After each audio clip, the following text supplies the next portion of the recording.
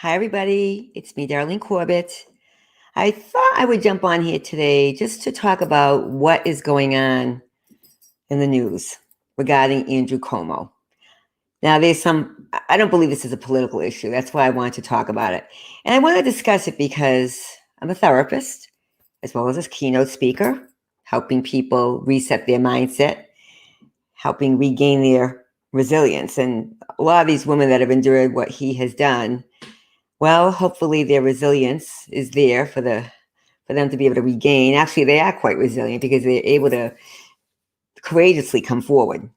So let's talk about inappropriate behavior first. What's inappropriate behavior? Well, anybody that's online knows what that is. But just through the years, I've experienced it at times. Once, only once on Facebook, somebody sent me a picture of their magic wand. We'll just say that. And I thought, really? I'm 60 years old. Even if I was young, it's inappropriate. So that's inappropriate. You can block those people. Last year, I had a discussion with someone that wanted my opinion on something, not a client, not a colleague, just was thinking about joining another group that I was involved with. And they said something really strange. Where is this going? And I quickly got off. We were talking about the pandemic and how people should dress. And he said, yeah, sometimes I don't wear pants. What about you? And I'm like, I don't know this man. Even if I did, I would consider it inappropriate behavior. He had no power over me. Sexual harassment. What is the one thing that makes it feel like an assault? Power. It's misuse of power. That's the difference between inappropriate behavior and the misuse of power. I'll give you one more example of inappropriate behavior. I'll never forget this. I'm sure many people have encountered this. I had this client years ago that was, out in the dating world. I think she was on Our Time. So this was not for young people. She was not looking for a hookup. She was looking to just begin to explore the possibility of a relationship.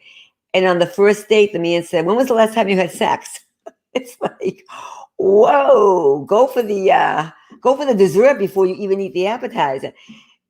Inappropriate. And she thought so, and I thought so, Sexual harassment, misuse of power.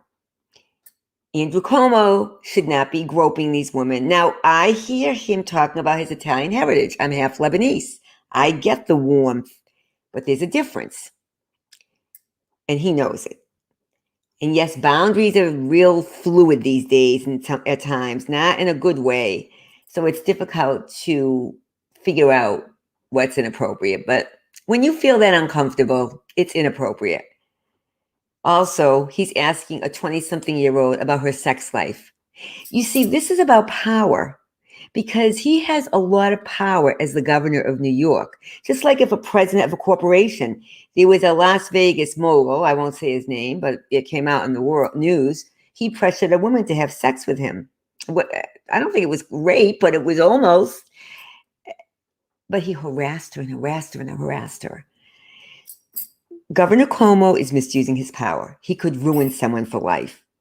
He could vanquish them and never give them a reference. Besides destroy the psyche. And that's what sexual harassment is like. It's kind of on that gradation. I don't want to say it's abuse, but there's an abusive aspect to it. Assault, abuse. It doesn't have to be as egregious as Jeffrey Epstein to use or misuse power. And that's exactly what he did. And thank God these women had resilience, which I discuss. Regaining resilience. They had it. And shifting their mindset. That's what they were able to do. They were able to say, I'm not going to let myself be afraid. I'm going to go forward so this doesn't happen to anybody else. So that's the difference. Remember that always. All abuse, whatever degree it is about power. They just misuse sex, the greatest misuse of all, because sex is our essence, our being. And they know how to use it in a way to make people feel bad about themselves. All right, that's it. When the student's ready, the teacher appears. I'm both. I continue to be both throughout the life cycle. And I digress more from the theme I was talking about. I will go back to the spreading your wings and invisible. But actually, sexual harassment can make people feel invisible and also want to be invisible.